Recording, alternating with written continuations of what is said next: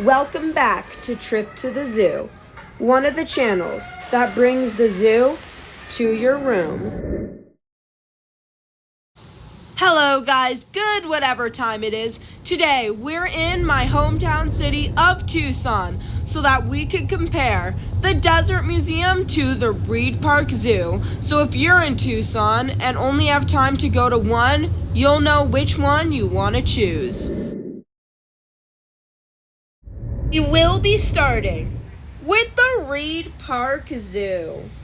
The Reid Park Zoo is home to over 500 animals from what feels like about 20 species. Despite this, Reid Park still hasn't managed to escape the title of my least favorite traditional zoo I've been to, mainly due to it being the smallest zoo I've visited and of course having the least amount of animals.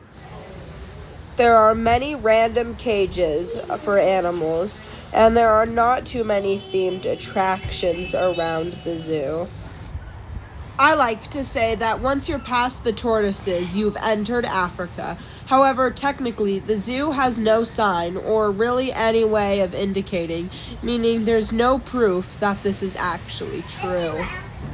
One of the highlights of the Reid Park Zoo is obviously Expedition Tanzania, which is one of the best, or at least the better, elephant exhibits in the country. There's also one of America's few lion-tailed macaques, however, sadly all we saw was a dude. I was pleasantly surprised to see that they were making new habitats in the adaptation zone, and that they got Victoria crowned pigeons. However, I believe that the zoo's ace exhibit is South America Loop. There's a walk-through aviary, a jaguar you probably can't see, the temple of the tiny monkeys, new predator-prey setups, and so much more. Remember when I said that Reid Park was stuck in last place? Maybe not for long, because their upcoming Pathway to Asia will come in 2026 with red pandas, tigers, and Komodo dragons.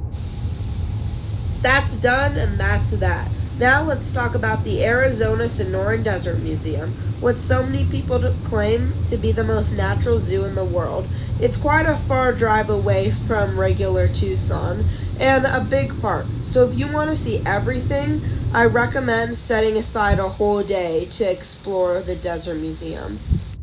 Once you arrive and begin walking down the pathway, the first exhibit is located outside of the zoo.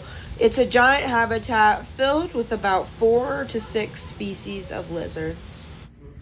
Due to it being located in the wilderness, you can actually see plenty of wild animals around the Desert Museum, such as iguanas, squirrels, mice, and others.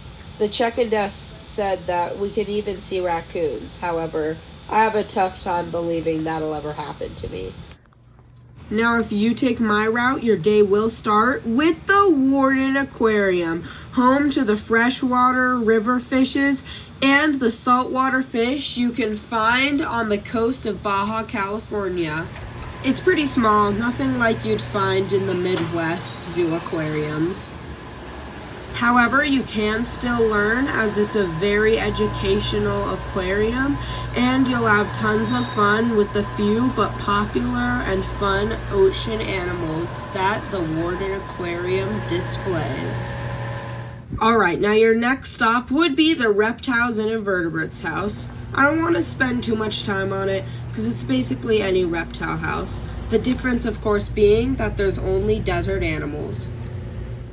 After you walk a bit more, you're going to go ahead and follow that stream, which will lead you to the cave. Now, allegedly, there's crayfish in here.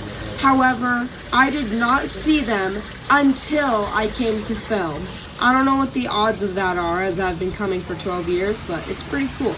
The cave is just a little cave with a few displays, and we're skipping it because there's no animals, but if you go, I would recommend you stop at the cave.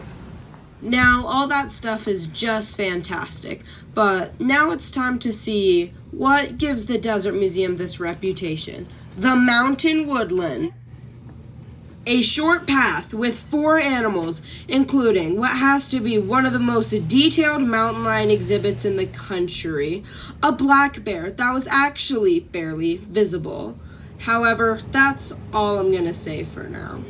Now, this is one of my favorite exhibits. However, for now, I'm not going to say much about the new Vulture Culture, as this will be our next tour. All I'll say is it's new. It was under construction for quite some time, but it definitely paid off. I can't wait to show it to you next episode. After that would be the Desert Loop Trail and a bunch of other things. Not all of it is dedicated to animals, plus there's simply too much else to cover. The only place I will be talking about is the Cat Canyon. This is an indoor exhibit with 4 cats that invites you to come in and meet coatis, who I guarantee you will not get this good of a look at, along with 3 other species, not all of which are cats, but after you see how many you can find, you'll be invited to see them again on top of the canyon and see if you can spot them from another angle. And that concludes a full breakdown of the Desert Museum and the Reid Park Zoo. If you're a speciesless hunter, you could go to the Reid Park Zoo, but if you want to see a natural, beautiful zoo, I would definitely recommend the Sonoran Desert Museum.